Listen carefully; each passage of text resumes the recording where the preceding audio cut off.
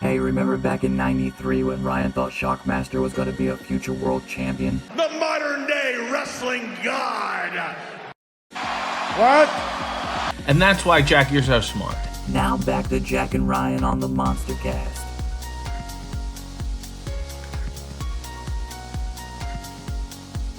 Now, when we think AEW All Access, this is what me and Ryan want.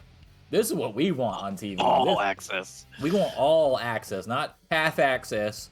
I want all access. This is what we want, right? So, the rumor is that Punk wants in back in AEW. Now, to all the people that are saying that they created a show specifically for Punk, let me go ahead and put that nail in the coffin for you.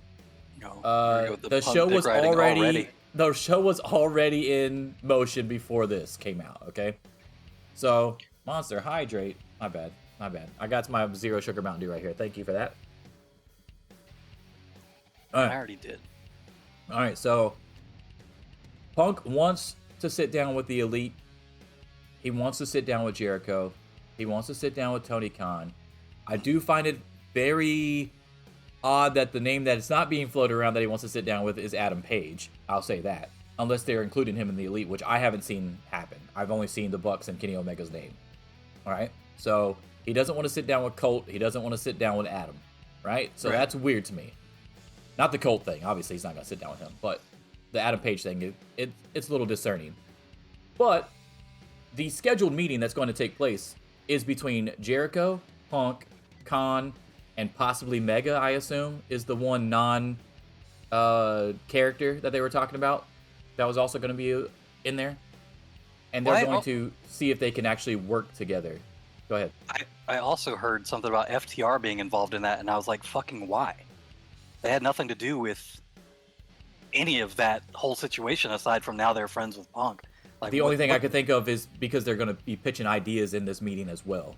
It could be that FTR wouldn't be brought into the meeting until after they see if Punk and Jericho can get on the same page, and then they bring FTR. Hey, they're sitting outside the door or some shit. Hey, come on in, let's discuss ideas type deal. Or maybe Dax and Cash feel that they need to say something to Jericho as far as, hey, this is no hard feelings, the stuff that we've been saying on our podcast or whatever.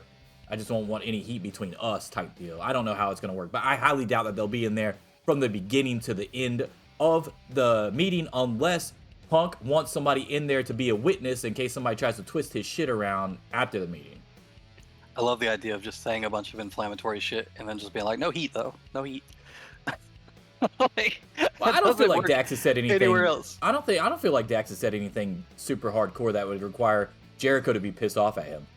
I think when you are clamoring for someone to come back because they're your friend, but weren't involved in the original situation that got them kicked from the company to begin with, and then also you're saying shit like, oh, you know, everybody involved was in the wrong, everybody involved was immature, everybody needs to apologize. That shit's stupid because everybody doesn't need to apologize. But I will say this, and even though he is the humanitarian in all of this, Kenny Omega said the exact same thing. Kenny Omega said everybody was at fault on his podcast episode with Renee. Yes, because Kenny Omega is too nice to say it wasn't anything to do with us.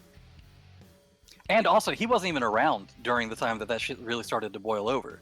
Remember, he came back from his 8 months off from injury, and things were just tense and awkward and weird backstage. So, you know, in his head, he might be like, oh, you know, maybe they could have done more to cut it off earlier or something like that. But that's not the same thing. That's not something to apologize for. Do we feel like if Kenny was there that whole time and wasn't hurt, that this probably wouldn't have got to this point? I think he's a better mediator and more direct. So probably, maybe, possibly. I also feel like having done everything that he's done in the industry, he's got a little bit more clout, a little bit more dick to swing with Punk than maybe Punk feels like the Bucks do, if that makes sense. Like, he's just like, you guys are just tag team, whatever the fuck. Punk respects Kenny's career more than the Bucks' career. Yeah, I get that. Right. So he's not going to be like, oh, look at all my vast experience and you guys haven't done anything close, because Kenny's done more than you. So. Hey guys, did you like that video? If so, don't forget to subscribe to the channel. You can also catch full episodes of the MonsterCast on Spotify, Apple Podcasts, and Google Podcasts. And you can also catch us live every Sunday on Twitch all links in the description below, along with some sweet merch from yours truly, the MonsterCast. Deuces.